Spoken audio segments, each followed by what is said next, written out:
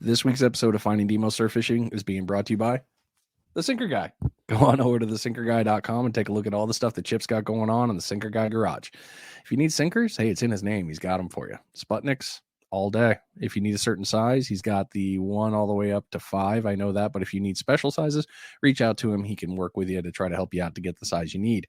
If you need terminal tackle or maybe some tools, scissors, line cutters, there's some cool stuff in there. It's all on his website. So again, thesinkerguy.com. Go to the website, get your order in today. Quick shipping, outstanding customer service. You're going to love it.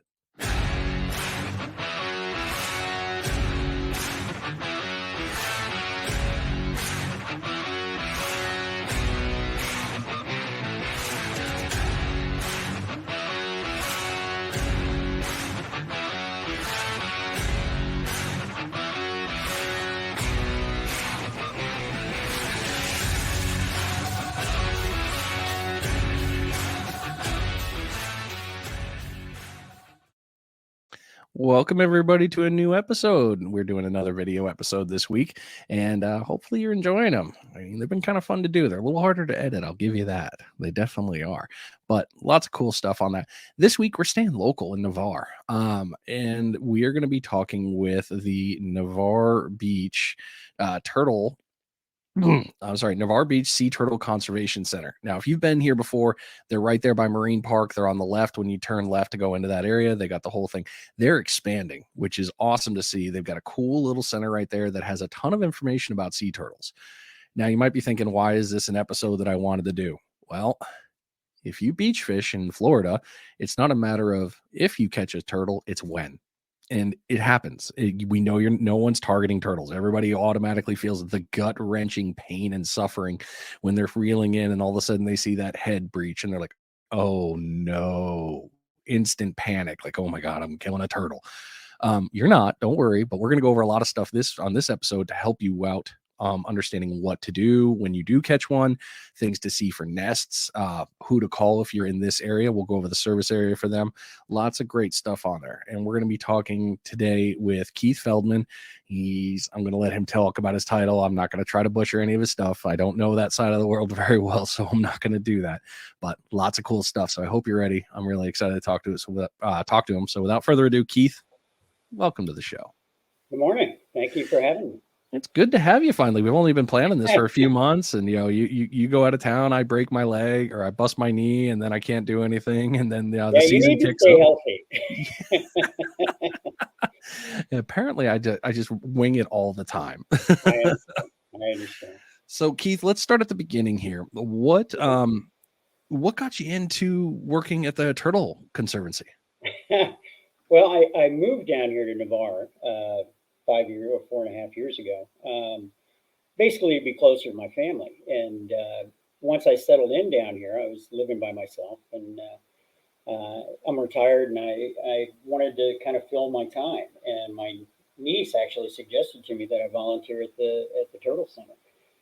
So I went out and I got an orientation, and they put me on their FIT team, which is their first impressions team. And you're basically there to set up and learn and close down and just do what's necessary to keep the center running on a day-to-day basis, and while guests are there. And as I got into it a little bit more, I really started to enjoy it. The people there are just fantastic. And they introduced me to the rescue team, and they started training me and took me on under their wing. And I've been working now on the rescue team for 3.5 years with some of the just greatest people I've ever met. Their dedication to this is just incredible.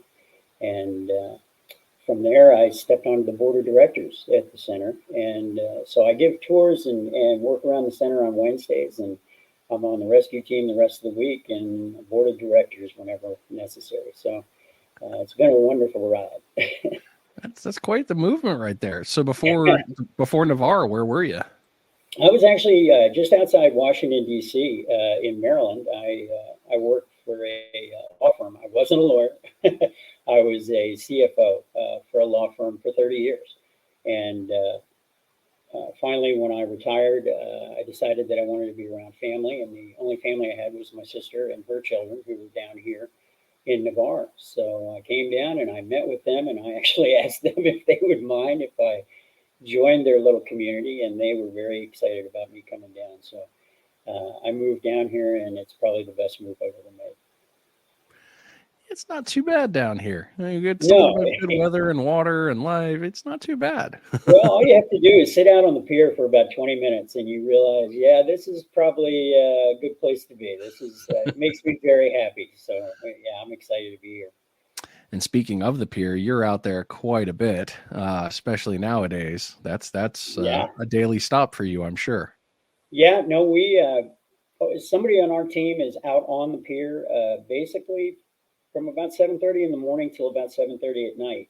We have different shifts. We have different people who go out, but we're out there. We are in the heart of nesting season right now, so there are a lot of turtles in the area. There are a lot of them around the pier, and we have been rescuing them on quite a feverish pitch at this point. I think we're up to 25 or 26 rescues already this year. We had 47 off the pier itself last year in total. So to be this high at this early date, sky's the limit for this season, but we're going to be really busy. In fact, some of our members today on our team took our rescue van and assisted the Gulfarian in a release down at Topsail of 4 turtles, one of which was rescued off the Navarre Pier. So we work in coordination with them, with both the rescues, because most of our turtles go to the care center at the Gulfarian, and then they include us with the releases, and it's been one heck of an experience. Yeah, that sounds so great. I mean, it's got to be super gratifying after a rescue to get them released right back out in the wild and see them go. It is. It really is. It's an amazing to go through the entire cycle is pretty impressive. Well, let's back into the let's talk about the Conservancy itself. What is the Conservancy and what does it do? Well, basically, the center was created by Kathy and Jim Holmes, and it's basically they want to educate the community. It's a center where we have animals that are all the animals that we have at the center are deemed non-releasable back into the wild for one reason or another. Either they were pets or they were injured or whatnot. But all those animals that we have at the center and that we take such good care of are there because they cannot go back out into their natural environment. So our job through them is to educate the public on what they can do here on the Gulf Coast to save sea turtles, to save wildlife in general. We teach them about the ecosystem in the area out in the Gulf. We just want to educate as many people as possible to help. If you're not aware of the 7 species of sea turtles in the world, all 7 are listed on the endangered species list. So it's a very important cause that we try and work as closely as possible between rescues and nesting and education to protect these animals going forward. They are awesome animals. I will say I have no problem with a turtle. I don't know who Yeah. does, but I don't have a problem with one of them. Why is it so important that we have the Conservancy? Well, because there really isn't anything else in this area to help teach people what to do when you catch a sea turtle on the pier, or what to do when you catch a sea turtle on a boat or off the beach. If you find wild animals, how to treat them, how to be careful with them. People just don't know how to deal with certain situations, and our job basically is to educate them on how to properly do all of that and who the people are that they need to contact so that the best effort can be made to save all these creatures. And when we opened with the show, I even said it. I mean, it's not a matter of if you catch a turtle; it's when you do. I mean, they just cruise by, and it's not like they don't always get hooked in the mouth. That's the one. That's the one I wish. It's like just get it in your mouth. It's a little easier to control versus a flipper. Most of the ones we rescue are foul hooked, which means it's anywhere else but in the mouth. And it's just because they swim through the lines. Their flippers flip backwards. So as they swim through the lines, they push the lines back, and the line will slide up their flipper and get caught underneath. The hook will get caught underneath their flipper in their neck. And they can also, they get hooked on the back flipper and whatnot. You do get a fair amount now of turtles that they will go bottom fishing and get those big hooks with the cut bait on the bottom. That's usually going to be your loggerheads. So we do get plenty that are hooked in the mouth, but most are foul hooked. So with these, when you walk into the conservancy, before the upgrade, you're gonna see a pool with one of the turtles just swimming around. He's just gonna greet you there. I can't remember the turtle's name to save my life. Sweet pea. Sweepy. Yep. Totally sweet, loving. It's fun to watch. Just out there having a great time. And then as you walk down the hall, you're gonna see more turtles, or you're gonna see more examples of turtles. One of the ones that always struck me, and it hits my core because hell, I'm an angler. I love it. Was finding the one where one of the turtles was X-rayed and it ingested a ton of plastic fishing line, and it just wreaked havoc. Yeah. And this one of the biggest ones is we always tell people, look, don't leave your line out there, bring it in, dispose of it properly. You don't want to freaking create a problem here. Sure. But is that something that's not something you see all the time, but it is something that does happen? Well, one of the most important, I think, features of our rescue team is that I think there's a misunderstanding in the community that, we'll bring the turtle up if somebody's hooked it, we'll bring it into shore or bring it up on the pier, and that we're just going to take the hook out and release them. But that's not the case. Many turtles are out there on the pier, they get hooked and whatnot. And a lot of these fishermen, unfortunately, because of lack of education, and that is just the community's job to help educate everybody. But what they do is they just cut the line. And what you have to remember is that fishing pier is 30 feet off the water. So if you cut that line up by your pole, now that poor turtle has got 30 feet of fishing line, even braided, or it doesn't really matter, but hanging off the back. And over time, as they swim around, algae collects on it, it becomes heavier and heavier. And the worst part of it is, as you'll see if you ever come to the center and see Sweet Pea, unfortunately, her upper left flipper had to be removed because when she was rescued, the fishing line that was dragging out of her mouth had got wrapped around the base of her flipper, and over time had tightened and tightened and cut deep into the bone. And in order to save her life, the flipper had to be removed. Now, just because the flipper was removed, she could have gone back into the Gulf, but she had other issues that required her to be non-releasable. But that's the biggest problem is the people that cut the line, and then you've got all this line dragging behind the turtles. And every turtle that we rescue goes to a care center. We want to make sure that it's x-rayed, it has blood work, and specifically for that point of all that plastic that they ingest over time, they have no way of digesting that in their system, and it creates a blockage over time that can kill them, an intestinal blockage that can totally just kill them immediately. So what we do is every time we rescue, we make sure it goes to the care center for that x-ray and that blood work to make sure before they're released, cleared to be released back into the Gulf, that their system is wide open, clear of all plastic. That didn't realize you guys went that far. I didn't know that during my tour. That's rough. That's a lot more. Yeah. So your rescue center is not just, it's not the conservancy, it's over in the Gulfarium area over there. We're kind of like the ambulance, the EMTs. Okay. We have a great rig that was designed by one of our guys, one of our leaders, Ralph Agnew. He designed the rig to have a hoist on the back. He also designed the nets that we use, that we drop 30 feet down to rescue these turtles. And in fact, he's sharing those nets with the Pensacola Beach and the Okaloosa beaches as well, their piers. Basically, we'll go out, we'll rescue it, we'll bring it back to the center where we will take measurements, data collection, take pictures. We have fish and wildlife forms we need to fill out. And we share that with whatever care center they want us to deal with. Usually it's going to be the Gulfarium. If it's not, it's probably Gulf World in Panama City. And we share that information with them. They tell us where to transport, which care center facility to take it to.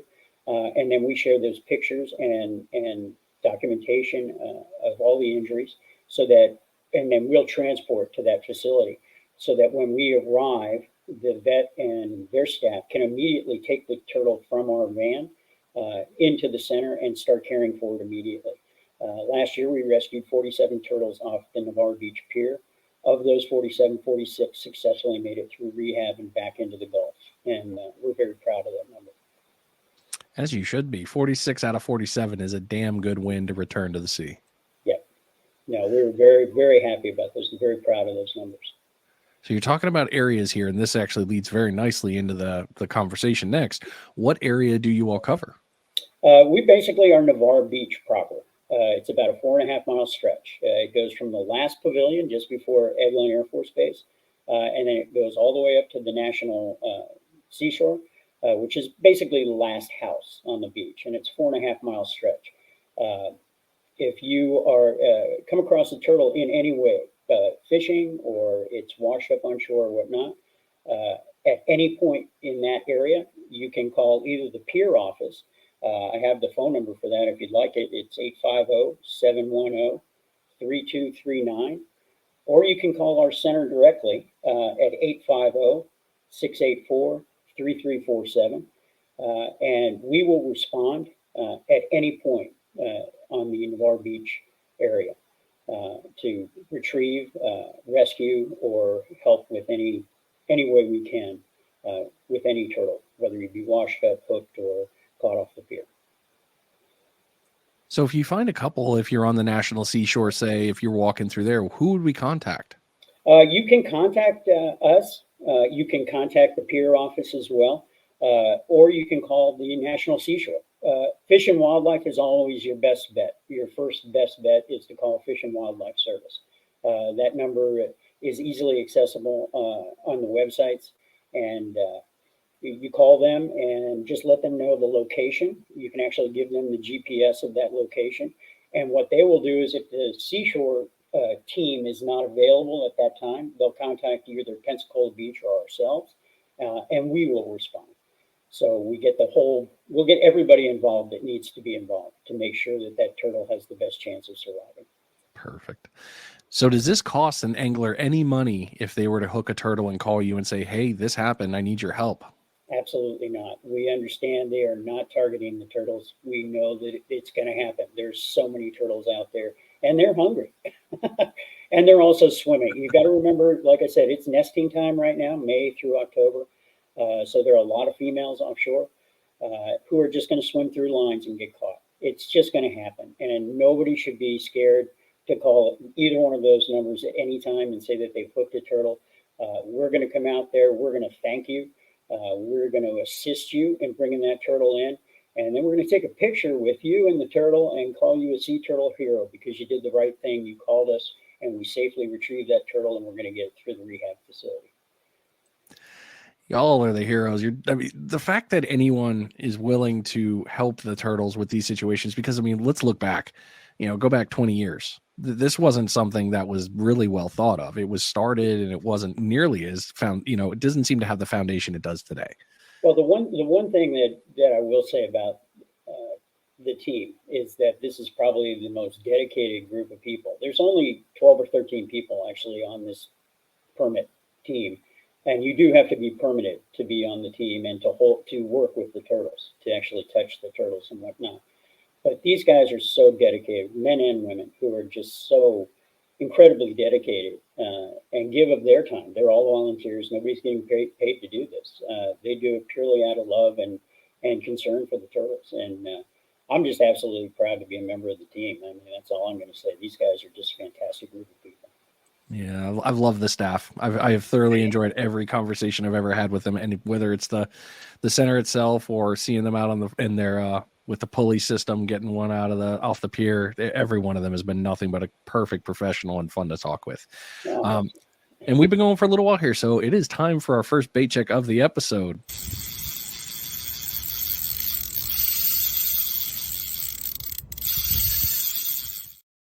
It's been about 20 minutes here, so hopefully you caught a bunch of fish, right? And the first time you go, that's what we do. Yeah, that's what we do. This bait check is being brought to you by Ninja Tackle. Head on over to ninjatackleva.com and see what Matt's got growing in the whole Ninja garage, if you want to call it that. Matt actually works out of his garage. Now that I mentioned it, he's got a whole workshop up there. But anyway, Matt's rods have been my favorite. You guys know I use them. The Ninja Tackle, the Ninja Dagger series from 7 foot all the way up to 12 foot. I have them in between, and I love them at the beach. The 7 foot's great at throwing lead. The 8.6 is a naughty monster that's been bringing in tons of Jack Crevalle this year. Lots of great fish. And the 12 footer has always done well on anything I've ever thrown at it. So great stuff there. If you need, maybe if you're looking to get into the conventional reel side, he's got Akios reels available to get your hands on there. He's also got Akios rods and different pieces of gear. If you're looking for rigs, what do you know? He's got them in there too. It's a one-stop shop. It's so great. If you're into firearm and firearm accessories, he's got Ninja Tactical. That side of the house has all sorts of different weapons pieces that you may need or accessories if you were looking for it, and including optics. So lots of good stuff there. NinjaTackleVA.com. Take a look. You won't be disappointed. So now that we've pulled all these pieces, we talked about that. Now let's move into this one. In fishing, it doesn't, like I said, it's not a matter of if, but when. What are your recommendations to get the turtle unhooked and released without harm if the situation gives you the opportunity to do that? Well, first thing I'm going to say is at any point, if you catch a turtle, we do not suggest you try and unhook it. We do not suggest that you try and untangle it. We hope that you will hold it at bay until we can get there. That you can call the pier office, let them know if you're on the pier, if you're on the beach, where you are. Our response time is usually very good, and you won't be there very long. But we just want you to hold it steady with as little trauma to the turtle as possible until we arrive. If it is a situation where our team is not available, nobody is available, if you can remove the hook safely and not kind of rip it out, but just kind of pop it out, that would be fine. If there's no way, if say the turtle has swallowed the hook, and in many cases that is the case, what we would suggest is that you cut the line as close to the hook as you possibly can. Okay, I realize that the hook may be down the turtle's throat, so as close to the mouth, don't get bitten. But the idea is you don't want to leave streaming line hanging off the turtle in any way, shape, or form. That can get tangled around, could possibly seal the beak, or could get tangled around their flipper. So if that's the case, that would be the way to handle it. But our first and always our first choice is please contact us. Let us get out there. Let us help you out, and let us try and get that turtle to the rehab facility. And you guys, you brought it up before, and you pretty much just answered the next 3 questions, which is always an interesting, oh crap, what do I do? But, I apologize. No, it's great. I'm really not even a little sad. So after you have, let's say we call you out, you do all the work, but you realize, hey, this fish has to come into rehab. When you all bring it in, is it kind of a double tap here? Like, yes, we're helping the turtle, but it's also science related. It's like you're learning about the species. It all helps. There's more than just, hey, we're going to rehab it and send it back out. Absolutely. Because like I said, we do a significant amount of data collection off of every turtle we rescue. Like I said, we will get the turtle up on the pier. We'll get them in the back of our UTV vehicle and take it back to the center, where we will transfer it to a tub large enough for that particular turtle. And then we will do all kinds of measurements. We will look for injuries. We will check the throat for hooks and line. We will check the turtle for tags and pit tags. We have many repeat offenders who get caught time and time again. And, locals. they are. The funny story, the big funny thing is when we assist with releases, and they're usually down around Panama City, we'll go down to Inlet Beach or whatnot, and we'll assist the Gulfarian with the release. And as soon as we release them and they crawl out into the water, those of us on the rescue team go, oh, he's turning right. He's coming back to Navarre. We'll see him in a couple of days. And in a lot of cases, that has been the case. We have had numerous catches over the weeks of the same turtle. So that's not too far-fetched in any way. But yeah, the basic concept is we just want to get all that data collection, as well as make sure that x-rays and blood work are done on every single turtle. Has there been any I know this isn't on here, but I'm going to ask, has there been any turtles that have been memorable for you of like, you're back again? Oh God, yeah.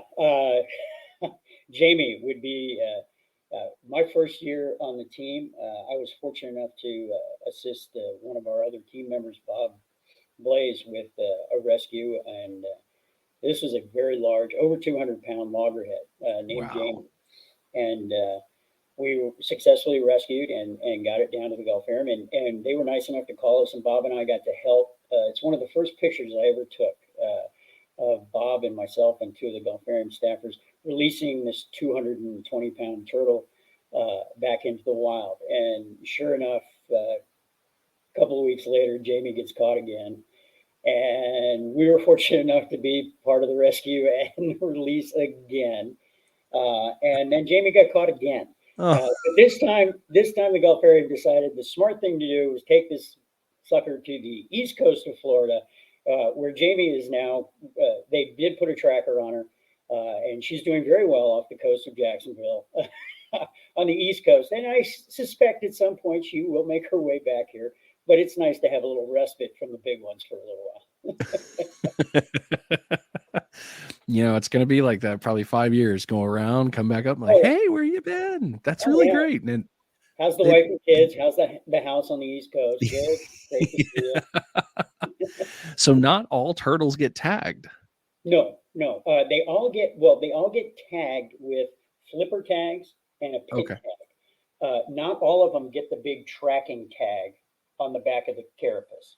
That is usually for repeat offenders, and usually some of the more adult turtles that travel long distances so that they can get a great sense of where they travel and how far and for what period of time. So it's good data collection for the research that they do on sea turtle.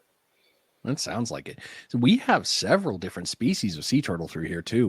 I went Yeah. through the center. We've got what, 5 or 6? Well, there's seven in the world, seven different species of sea turtles in the world. We're fortunate enough here on the Emerald Coast to have four of those species that actually nest here on the Emerald Coast. That's the leatherback, the loggerhead, the green, and the Kemp's Ridley. And you all can learn that if you go over to the Navarre Center because it's there. Absolutely. It's actually really cool. The great thing is when our team is staged out on the pier, we love talking to everybody and we love educating people and we will answer your questions. Come over, we'll show you the rig, we'll show you how we rescue the turtles, and we just love communicating because it's the best way that we can get the word out on how to save these wonderful creatures. Well, let's talk a little bit about that because I don't have that in the questions here, and you already answered the next one. We were talking about what to do. Basically call you guys if you catch a turtle. Call you guys. It's okay. You'll be out there quick to fix it. You are doing nothing wrong. In fact, you are an amazing human being for calling us and giving us a shot to make sure that this turtle has a long, healthy life. Good there. Love it. So with you talk about educating the public. What are a couple things, or however long you want to talk about it, are education pieces that you'd like anglers to know about to be ready? I think our biggest education for people basically is regarding the nesting, nests, hatchlings, and mothers coming on the beach to lay their eggs, educating about how we've been talking about the rescue team and how to handle catching a turtle on a fishing line or whatnot, and what to do, who to call. And then, of course, just keeping people up to date on all we do a trash bash out of the center once a month where we ask people to come out, and the community comes out in droves. It's fantastic. It's usually the last Saturday of each month, and we meet at one of the pavilions out on the by the pier, and people go out and collect trash, and they bring it back, and we take pictures. We post it on our website, but it's a wonderful way to help clean up the beaches and the parking lots and the areas around Navarre Beach. So there's just there's so many things that people can do that just little things that make a big difference over a long period of time. Don't throw that cup underneath the pier. Throw it in a trash can. Don't let if a plastic bag blows off the pier, try and catch it. Try and hook it with your hook and get it back up. The biggest problem with plastics in the water is that sea turtles love to eat jellyfish. It's part of their diet. and they see these plastic bags in the water. And if you come out to the center, we actually have a display that shows you live jellyfish right next to plastic bags in water and how similar they look. And these turtles just eat that stuff up, and it blocks their system. So it's all kinds of things like that that we want to educate everybody out here, tourists, the locals, and the local fishermen are just fantastic about helping us with rescues and talking to people, and not allowing a lot of craziness to go on with people who just don't understand how to kind of handle their equipment while they're out on the pier. But that's our main thing. It's just to educate everyone on what they can do, what little piece they can do to help make Navarre Beach just a better place for both us and the animals. So does every pier in our area, I mean, we've got Navarre, we've got Panama City, Pensacola, Okaloosa. Yeah, we got all these great piers here in our area. Does every one of them have a dedicated turtle team to them, or is it just through FWC? I don't think that they do have teams, both Okaloosa. I can't speak to Panama City. I'm assuming they do, but I can speak to Okaloosa and Pensacola Beach, and they do have crews that go out on the pier to do rescues. In fact, Ralph, I was telling you about Ralph Agnew, a member of our team that designed the nets that we use. And he has actually provided a net to Pensacola Beach as well as Okaloosa Pier. And they've done some rescues using that net, which is fantastic. But they don't have the UTV like we do. It's just a great piece of equipment that has made, I think, a huge difference in how many rescues we've been able to pull off. Many times before we had the UTV or that hoist, you had to just man line it over the edge of the rail. And over time, that wears the rope out. All kinds of things can go wrong doing that kind of thing. So, they do have their teams. I think they're working to try and step it up a notch and get to a certain level. But it takes training and it takes time. And like I said, the most important piece of that is the dedication of the guys that are, and men and women that are actually on those teams. You talking about nets, and I'm glad you brought that up, because the first thing, if you're out of town and the local doesn't see you catch a turtle, which would be very odd, because you're probably going to say, oh crap, I have a turtle, and somebody's going to come help you. Your nets are a lot better than the throw over nets that you see on YouTube and all that. Don't throw it down there to grab the turtle in your drop net and be like, oh, I'm going to help. Don't do that. You can try with a hoop net, but if you can actually get a 200-pound turtle in a hoop net, I tip my hat to you, and I want to get video of that. It's not worth trying, because you're going to get him up like this, and he's going to flip it, and he's going to get angry, and they're going to find a way out. They're pissed. Nothing good is going to come from that. No, the great thing about our nets and the way Ralph designed them is when we drop them, they've got 3 points of contact from the rope to the net. But when they hit the water, it actually splits, and there's netting on each side. So it almost creates a box. So we'll get it down underneath the turtle, slide it over, and then pull up. And now the turtle is in a box, and he can't get out, no matter how much he kicks and screams.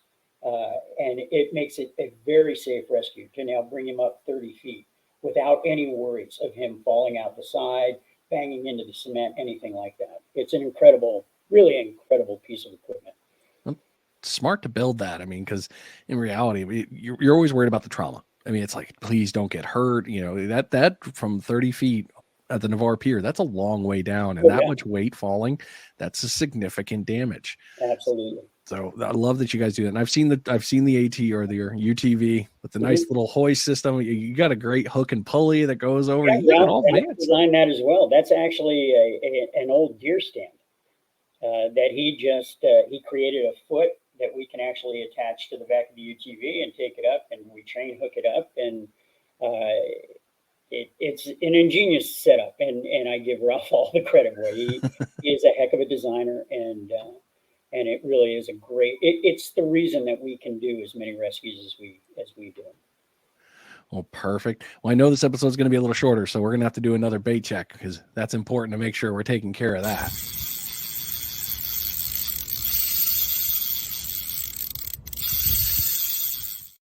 This bait check is being brought to you by DS Custom Tackle. DSCustomTackle.com out of Delaware Surf Fishing has floats, jigs, hooks, tons of support equipment needed for fishing. And it's not just for Delaware, it works everywhere in the world. DSCustomTackle.com is a website that's full of great pieces of gear. They've got the glow-in-the-dark sand flea floats, which have been all the rage lately. You've got the BS surf fishing rig. That's Barry Kronberger's rig. He's a great charter guy out there on the west coast of Florida. Or I'm sorry, the east coast of Florida. I got my compass all mixed up today, apparently. Lots of good stuff. So they also supply you if you're a rig maker. If you're looking to get in there and get a whole bunch of supply in one run, reach out to DS Custom Tackle. They'll have you set up for success. DSCustomTackle.com. We've talked about rescues. We've talked about those pieces. So let's talk about the nests. The turtles routinely come to our shores, and we are fortunate. We are so lucky that we get this. It is a very large deal to be able to get these eggs. Yeah. What should we do if we see a nest that hasn't been marked yet? Okay, if you see a track and a little fluffy area of sand at the top of the track, most likely you've found a nest. Do not mess with it. Don't cover over the tracks or anything. Use that number to contact our center or the pier, one of the two, so they can contact our nesting team. Out of the conservation center, we run several teams, but one of the teams is the rescue team. One is a nesting team. It's called the Sea Turtle Patrol Team. And what their job is basically to go out every morning from May 1st until October 31st, nesting season. They go right at sunup. They go from one end of the beach all the way to the other, running right along the water line, looking up for those tracks. And then if they spot the tracks, they spot the nest, we'll mark it off and put the federal sign on it that it's a federal offense to mess with a sea turtle nest. And then we'll monitor it for the 60 days, not closely, but we will monitor it for the 60-day incubation period. And then we'll be there to not assist, but just to make sure no turtles head back to the lights of the condos when the nest actually hatches. But if somebody were to find a nest that's not marked or think they've found a nest, even if you think, there's no stupid phone call. I mean, if you think you found a nest, call us. We are happy to go out. And I'd much rather have you call and be able to go out there and tell you, no, you didn't find a nest, it was just a raccoon or something, than have you not call at all, because it's so important for the survival of these turtles. I don't know if you're aware of the fact that only 1 in every 1,000 sea turtle hatchling makes it to adulthood, which is 25 years old, which is incredible. And so the more sea turtle nests that we can find, protect, and get those hatchlings back out into the Gulf, just the better chances those numbers have of getting better. So yeah, there's if you think you found a nest, absolutely call us. Let us get our team out there, and we will make the assessment. Don't touch anything. If you can, keep people away from it, and we'll get out there and we'll make the assessment. And if it is a nest, we will mark it off. We will thank you and give you a Sea Turtle Hero sticker, and we really appreciate all the help that the community can give us. If I ever found one and before you guys, my only request would be, can I be here when it does the hatching? I just want to The great thing for the public is that after a nest hatches, 72 hours after the nest hatches, we do what's called a nest assessment, and we post this on our Facebook page. And it's open to the public. Excuse me. And what we do is our team goes out. We go to the nest that hatched. We will slowly dig up that nest so that we can count how many eggs hatched. We'll also find eggs that weren't hatched. We will flashlight those to find out if they're viable embryos or not. And then 9 out of 10 times, we always find stragglers that got caught under heavy, wet sand trying to come out. So we will actually transfer them into a cooler and hold them till the sun sets. And then we'll release them on the beach so that they can walk down, imprint the beach in their mind, and hit the water. And the public is more than welcome to join us for that. And that's the greatest way that you can see, and the safest way to see a hatchling come out of the nest and go down into the water. That's cool. I didn't know you guys posted it on there. I've seen the videos last year that you were showing the videos. I didn't know you did an invite out. That's even more. Yeah, no, we post when we're going to do those assessments, and we encourage the public to come out. And I know how much everybody loves to see a hatchling. I mean, they're absolutely adorable. And this is your best chance, and this is the safest way to do it. And I highly recommend it because it's a great experience. So with this, and I've said this, and we don't need to beat this dead horse, but you're welcome to talk to it. If you guys are on the beach and you see a hole dug by somebody and it's left there and it's a deep hole, fill the damn thing in. Thank you. If you see Because a big castle, if you see a big castle on the beach, please knock it over.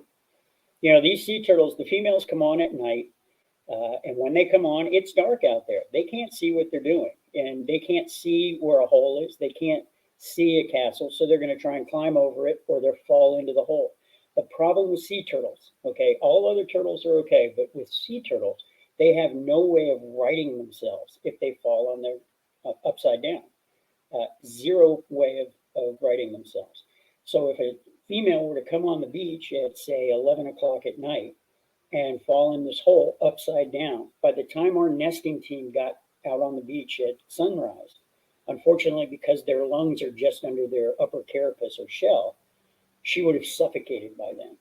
So we just ask that everybody cover those, you know, fill those holes in, knock those castles down, go out and build them again tomorrow and dig them up tomorrow. But overnight, just flatten. We call it leave no footprint is basically it. Leave the beach flat, just like you found it. And trust me, that'll help the turtles more than you can imagine. I mean, not saying that this is summertime for your kids, but here's a couple of things that you can do with the summer with your kids. Look at this. You can go and walk the beach, clean up trash, knock down castles, fill in holes, check out a turtle's nest, watch them hatch and go out. I mean, you got a whole program right here. Yeah. I mean, it's fantastic. Like I said, we don't announce when the nests will actually hatch. We want that to happen naturally. And the best thing in the world is not to have those hatchlings not have the distraction of human beings running all over the place. So we don't announce when the hatching is going to happen, but we do invite everybody to join us for the assessment. It's a wonderful educational tool. We stand there and we tell you everything we're doing as we're doing it.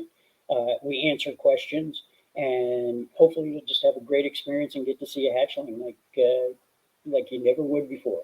That'd be so much fun. That'd be so great.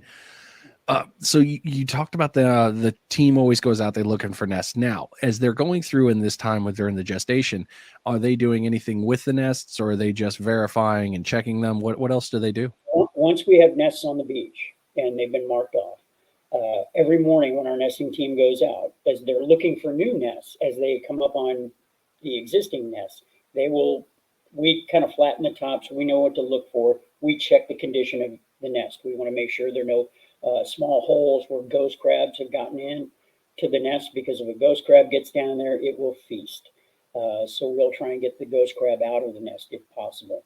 But we want to make sure that the nest is intact every morning. So whoever does the nesting run in the morning checks every single nest to make sure everything's looking good. And we do spot checks. We do spot checks during the day. We don't tell people about, but we'll walk past just to make sure everything's looking good. About how many nests a year do we get here? Last year we had 10 nests. I mean, it changes every year. It's very seasonal. Like with leatherbacks, I think they only nest every 2 years, the females. So, you know, 1 year you could be overloaded with nests, and the next year it's basically nothing. Last year we had 10 nests, 10 loggerhead nests on Navarre Beach proper, and all 10 successfully hatched and went out. We have one nest on the beach now. It's a loggerhead. It's right out in front of the Regency. You can't miss it. It's double taped and double stacked, so you can't miss it out there on the beach. But she had to pick that high traffic area. She couldn't have gone further down. Oh, you know. Well, you got to remember, they're looking for the dark spots. Right. So if there are a lot of people out there with flashlights, and by the way, if anybody who's listening, if you want to come by the center, we have little stickers that you can put on the flashlights on your telephone. Actually turns it to an amber color. So while you're out there looking for the ghost crabs, you can see everything you want to see, but the turtles can't see you. And they will think the beach is dark, and they will come up and nest. So come by the center anytime, get those stickers. They're free. We just want to encourage everybody to be out there with amber lights on the beach. But yeah, I mean, it's so those guys go out and check the nests, and then once we get a sign that we know it's going to hatch, then we pulled the team together, and they will be out there that night to make sure everything goes smoothly. And then we will announce the assessment the next morning so that people will have plenty of time to schedule coming out and having a really great experience. So how with Navarre? Because I mean, we've got a great set of beaches here. I mean, the whole Panhandle is a perfect zone for the turtles. We know that.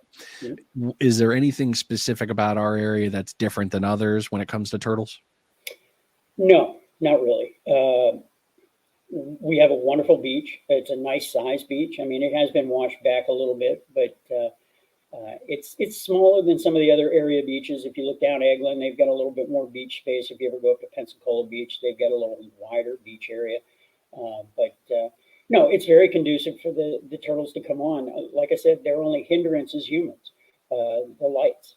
They want a nice dark area to come up on shore. So, anything you can do to turn those lights out on the beach, we appreciate it. And we'd like to get as many nests as we possibly can out on this beach because it's just an incredible experience, and it's what we can do to help save these species is to give them the proper places where they can lay their nests safely, feel comfortable enough to come up, lay their eggs, and go back out to sea. So, and then know that you've got special people like our nesting team that are out there making sure those nests are safe and will hatch and get out to the Gulf. No, we're doing great things with that. That's so cool. I mean, I've seen you guys work, and I'm always like, oh, it's cool, whatever. And I never really did much in it. And then we took our daughter to the center, and it was like, oh, okay, there's a lot more to discuss here. There's a lot more things to learn about.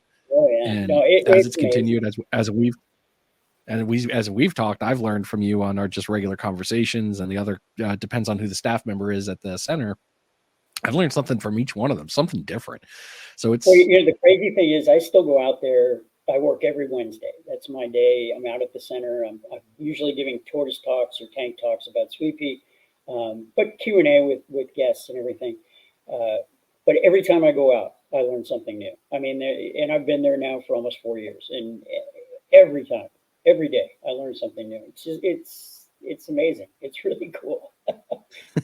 It sounds. I worked in Washington D.C. for 30 years, and I learned basically nothing. And I learned something new every week since I've been working at the center. So it's incredible. It really is a great experience. Yeah, it really, y'all are doing great things. Well, we're only got we got 2 more questions left, so let's knock out the very last bait check of the episode.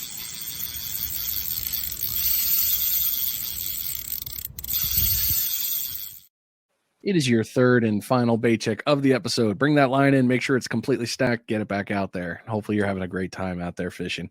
This last bait check is being brought to you by the Kids Can Fish Foundation. kidscanfish.net is the website to go check a look at. This group out of the St. Simons Island, Georgia area is taking kids out and teaching them fishing, cast netting, all these different techniques, and they're showing them how to do it, but they're also sending these kids home with gear. We do that through your donations. They are a full 501c3 that only survives off of you all and us to help us get these kids out there fishing.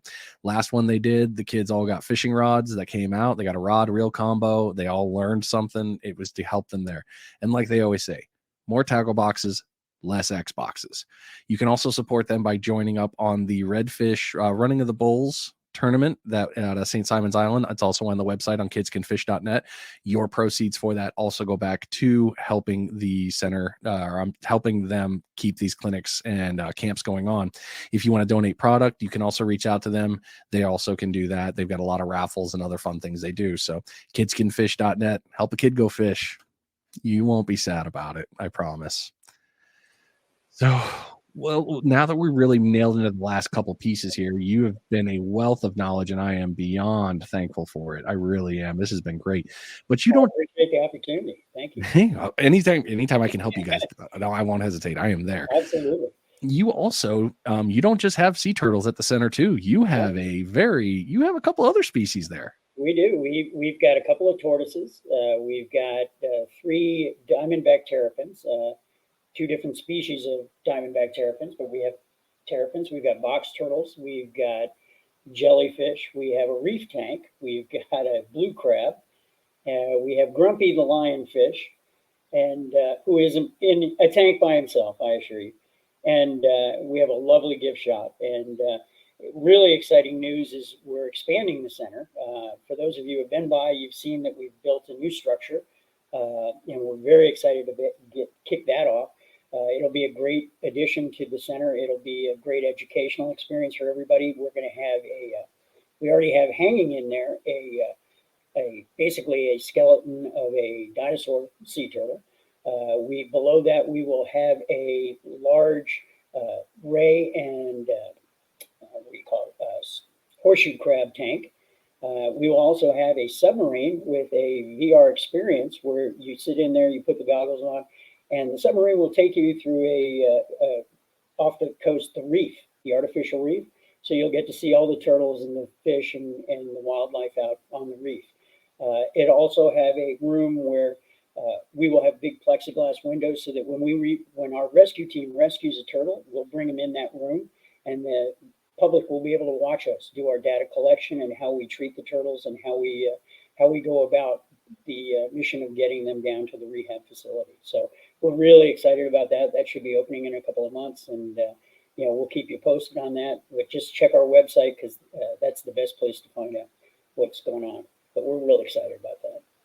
I think it's so great you guys are doing this. Congratulations on the expanding. Thank you. I wish, I almost wish that you guys could link up with who's it in the back, you guys? It's not the lifeguards that they do the Marine Science Center. Yeah, the Marine Science Center put on a wonderful summer camp a couple of years ago, and they haven't done it last year or this year, which I'm really butthurt about. So is my kid. But that whole area of taking care of all the things and learning and showing, it's doing such great things. Well, the great thing is about the location of the Turtle Center is just you can go in and you can learn quite a bit about the ecosystem around the area, and then actually walk out the front doors and you're right in the middle of it. Walk over onto the beach and you'll see half the things you just saw in the center, but you won't now you'll know what they are. Come out on the pier. We'll tell you what kind of turtle you're looking at when that thing comes up to grab a breath of air. We're out there to answer your questions and to tell you what you can do if you catch a turtle or what we do when we rescue a turtle. So we're happy to talk to everybody. We just want to get the word out, and it's just such a great location. It's really perfect to help educate everybody.